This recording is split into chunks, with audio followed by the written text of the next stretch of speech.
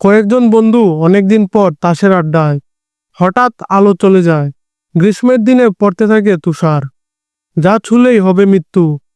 কিন্তু তাদের মধ্যে থাকা এক বন্ধু সাবালি, সে নিজেকে আটকে রাখতে পারে না। বেরিয়ে পড়ে এই বিপর্যয় থেকে তার ফ্যামিলিকে বাঁচাতে। আজ আমরা একটি action, drama, adventure, sci-fi series the এটারনেটেড দ্বিতীয় পর্ব সালগন এল সল বা স্টেপ ইনটু দ্য সানের গল্প জানব। সাবালি কিভাবে তার প্রিয়জনদের রক্ষা করার জন্য জীবন বাজি রাখে, সেটিই জানবো আজ। যারা আগের পর্বটি দেখেননি, চিন্তা নেই, পিন করা কমেন্টে প্রথম এপিসোডের লিঙ্ক দিয়ে দিয়েছি, দেখে আসতে ভুলবেন না। তাহলে আর দেরি কেন, চলুন ডুবে যাই এই রোমহর্ষক সিরিজের দ্বিতীয় অধ্যায়ে। এই এপিসোডের শুরুতে দেখানো হয় তুষার পড়ার আগের একটি সিন, যেখানে একটি বিল্ডিংয়ে সবাই বসে মিটিং করছিল। তখন সেখানে সাবালির ওয়াইফ এলেনা আসে। এলেনা লিফট ব্যবহার করতে গেলে একজন জানায় বিদ্যুৎ নেই, জেনারেটরে চলছে, তাই লিফট চলবে না। এরই মধ্যে জেনারেটরও অফ হয়ে যায়। চারদিকে অন্ধকার নেমে আসে। একটি গাড়ি তাদের গেট ভেঙে ভিতরে ঢুকে। সবাই এতে অনেক ভয় পেয়ে যায়। সেখানের একটি লোক এগিয়ে আসে কি হয়েছে তা দেখতে। তখন সেই লোকটিও সেখানে মারা যায়। আর এখানেই প্রথম সিন কাট হয়। পরের সিন আসে টেনোর বাড়িতে। টেনো ছাড়া সবাই ঘুমিয়ে পড়েছিল, শুধু টেনো জাগা ছিল। কারণ এরকম অপ্রত্যাশিত পরিস্থিতি কিভাবে এলো তা নিয়ে চিন্তা করতে করতে সে ঘুমাতে পারছিল না।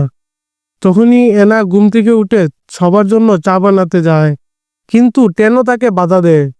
কারণ এই পানীয় বাহির থেকে আসছে, এটাও তাদের জন্য বিপজ্জনক হতে পারে।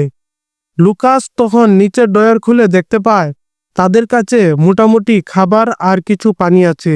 সবাই ভাবতে থাকে এগুলা শেষ হওয়ার আগে যেন সাবালি চলে আসে, তাহলে তারা সেই মাস্ক দিয়ে বাহিরে গিয়ে কিছু খাবার আনতে পারবে।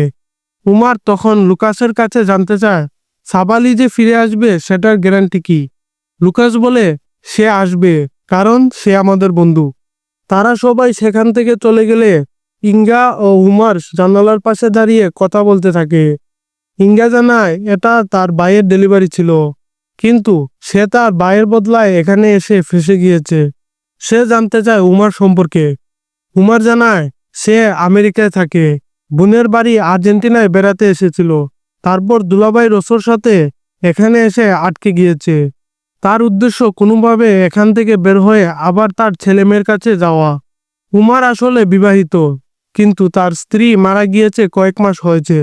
স্ত্রীর দুঃখ বোলাতে সে বোনের বাড়িতে বেড়াতে এসেছিল। এবার সিন আসে সাবালির কাছে, যে কিনা গত পর্বে টেনোর মাস্ক ও ওয়াটারপ্রুফ পোশাক পরে বের হয়েছিল। রাস্তায় সে একটি ট্রেন দাঁড়িয়ে থাকতে দেখে। ট্রেনের চারপাশে শুধু লাশ আর লাশ। আর একটু কাছে গেলে দেখতে পায় ট্রেনের একটি বগিতে এখনো কিছু মানুষ বেঁচে আছে, যারা সাবালিকে দেখতে পেয়ে খুশিতে ফেটে পড়ে।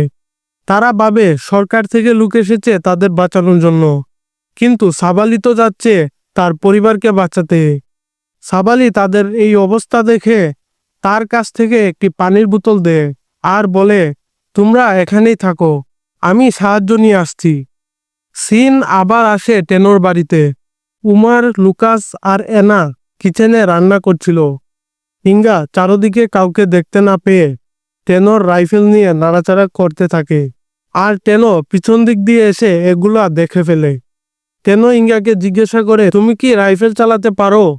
ইঙ্গা বলে হ্যাঁ, আমি মিলিটারি প্রশিক্ষণ নিয়েছি। এর মধ্যেই তারা দেখতে পায় গ্যাসও বন্ধ হয়ে গিয়েছে। এখন তারা চাইলেও আর খাবার বানিয়ে খেতে পারবে না। ইঙ্গা এগুলোতে বিরক্ত হয়ে যায়। সে সিদ্ধান্ত নেয় এখানে সে আর থাকবে না। কারোর কথা না শুনে সে বেসমেন্টে আসে। টেনো তাকে থামায় আর বলে দাঁড়াও, তুমি এইভাবে গেলে সাথে সাথে মারা যাবে, তাই তুমি আপাতত তোমার সাইকেল আমাকে দাও। আমি একটি মাস্ক বানিয়েছি। তোমার সাইকেল দিয়ে আমি পাশে থাকা ফায়ার স্টেশনে যাব, তারপর সেখানে থাকা আরো কিছু মাস্ক নিয়ে আসব। ইঙ্গা তার কথা বুঝতে পারে এবং সাইকেল আনতে যায়। আর এদিকে উমার টেনোকে জিজ্ঞাসা করে তোমাকেও যদি আমরা মাস্ক নিয়ে যেতে দেই তাহলে গ্যারান্টি কি তুমি ফিরে আসবে? টেনো বলে ভুলে যেও না এটা আমার বাসা। তখনই ইঙ্গা তার সাইকেল নিয়ে আসে। অবাক করার বিষয় হলো কোনো ধরনের ইলেকট্রিক ডিভাইস না চললেও সাইকেলে থাকা লাইট ঠিকই চলছিল। কেন ভালোভাবে দেখলে বুঝতে পারে এই লাইটটি এলইডি না, এটা পুরাতন একটি লাইট। তার মাথায় একটি বুদ্ধি আসে। সে তার কাছে থাকা একটি পুরাতন ব্যাটারি বের করে সেই ব্যাটারির সাথে একটি ইলেকট্রনিক ডিভাইস যুক্ত করে, ফলে সেই ডিভাইসটি চালু হয়ে যায়। তার মানে পুরাতন ডিভাইসে এই সংক্রমণের কোনো প্রভাব পড়েনি। সিন আবার সাবালির কাছে আসে। সাবালি তার ওয়াইফ হেলেনার বাড়িতে এসে পৌঁছায়। হেলেনা আর সাবালির ডিভোর্স হয়ে গেছে আরো আগেই। তাদের মেয়ে এলেনার সাথেই থাকে। সে ভেতরে ঢুকলে দেখতে পায় সেখানে পরিবেশ অস্থিতিশীল। যে যার খাবার জিনিস নিয়ে কাড়াকাড়ি করছে। সাবালি এনার ফ্ল্যাটে আসে। ঘরে ঢুকে কাউকে দেখতে পায় না। তখনই একটি ছেলে সেই জায়গায় আসে। সাবালি সেই ছেলেকে সাথে সাথে ধরে ফেলে আর জানতে চায় হেলেনা কোথায়। সে বলে হেলেনা নিচেই আছে, সেই আমাকে পাঠিয়েছে ওষুধ নিতে। তখন সেখানে হেলেনা আসে আর রুমে থাকা সবাইকে বাইরে বের করে।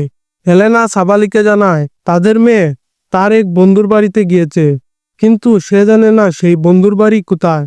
এতে সাবালি রেগে যায়। সে বলে তোমার মেয়ে কোথায় গেছে তুমি জানো না? এখন কিভাবে আমরা জানবো আমাদের মেয়ে কোথায় আছে? হেলেনা কিছু বলতে পারে না, কারণ হেলেনা বুঝতে পারে এটা তারই দোষ, কিন্তু সে তো আর জানতো না এমন কিছু হবে। সাবালি বলে আচ্ছা, এই পরিস্থিতিতে কেউ কাউকে দোষাদোষি করে লাভ নেই। এক কাজ করো, তুমি দরজা বন্ধ করে বসো, আমি আমাদের মেয়ের স্কুলে যাই। এই বলে সাবালি যখন বের হতে যায় তখন দেখতে পায় তার বাড়ির সামনে অনেক লোক দাঁড়িয়ে আছে। তারা জানতে চায় কিভাবে সে বাহির থেকে বেঁচে ফিরল। সাবালি তাদের বলে পরে বলছি, এখন আমাদের একটা দরকারি কাজ ছাড়তে হবে। সাবালি হেলেনাকে আর সেখানে না রেখে তাকে নিয়েই বের হতে যায়। তখন সেখানে আরেকজন টাকলু লোক তাদের আটকায়। সে বলে তোমার কাছে থাকা মাস্কটি আমাদের দিয়ে দাও। সেখানে অনেক মানুষ ছিল। এত মানুষ দেখে সাবালি আর কিছু বলতে পারে না।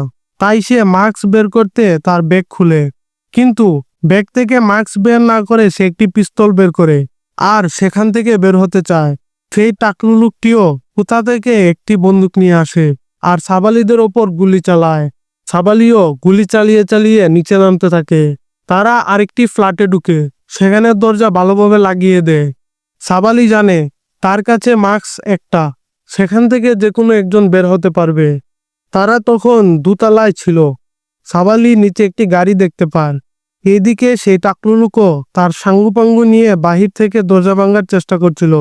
এই পরিস্থিতিতে এলেনাকে এখানে রাখা ঠিক হবে না। তাই সাবালি এলেনাকে বলে সে যেন সেই গাড়িতে লাফ দিয়ে নিচে নামে আর তাদের মেয়ের স্কুলে যায়।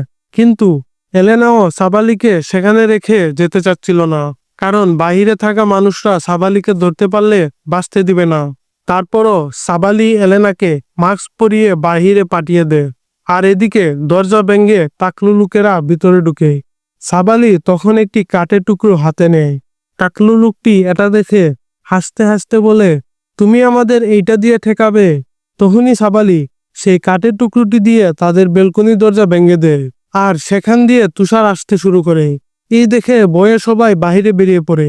আর সাবালি একটি পলিথিন মুখে পেঁচিয়ে বাহিরে লাফ দেয়, কিন্তু পলিথিনের কারণে সে শ্বাস নিতে পারছিল না আর সেখানেই অজ্ঞান হয়ে যায়। অজ্ঞান অবস্থায় সে নিজেকে একটি গর্তে দেখতে পায়। তখনই আবার তার জ্ঞান ফিরে। সে দেখতে পায় সে একটি গাড়িতে আছে, যেখানে ছিল টেনো, ইঙ্গা, উমার আর তার ওয়াইফ এলেনা।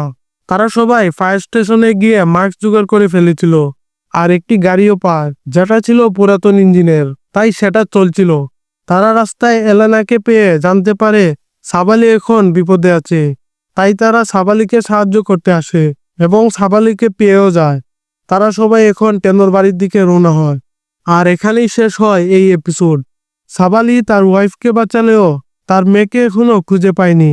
সামনের এপিসোডে হয়তো আমরা দেখতে পাবো সাবালি কিভাবে তার মেয়েকে খুঁজে বের করে। তাই সাবস্ক্রাইব করে সাথেই থাকুন। দেখা হচ্ছে শীঘ্রই।